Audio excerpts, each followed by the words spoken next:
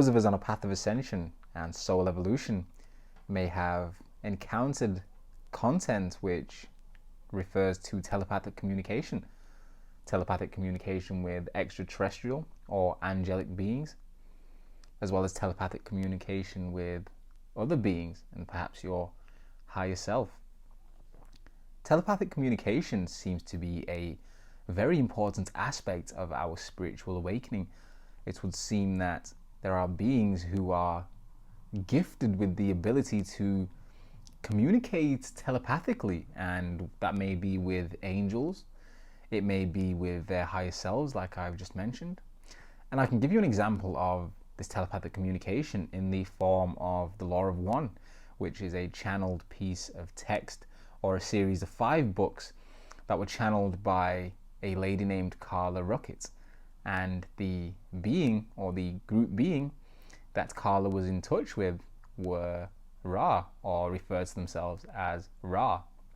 The Law of One is a fantastic study for those of us who are embarking on a path of ascension, and really it can be considered as the Ascension Bible or the Awakening Bible, as the Law of One holds a lot of information. Now, what's even more interesting about the Law of One is that Ra, this 6th dimensional being that is communicating with Carla, seems to give us information about science and happenings and events on Earth in our current lifetime. Bearing in mind the Law of One was channeled back in, I think, the 1980s, they have a lot of scientific references and a lot of events that are happening in our lifetime today. And for a channeled body of work, this is quite amazing. I'm literally talking about scientific research and findings that have been conducted in our lifetime and after the Law of One was released. And so we are talking about a piece of text that was channeled that predicts our future. And I'll be talking about that more on this channel.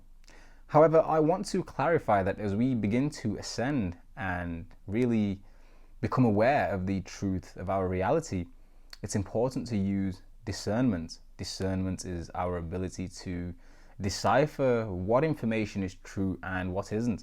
And so when we are talking about a channeled body of work, you might think to yourself, do I trust this individual? Do I, or do we trust Carla Ruckett with the Law of One?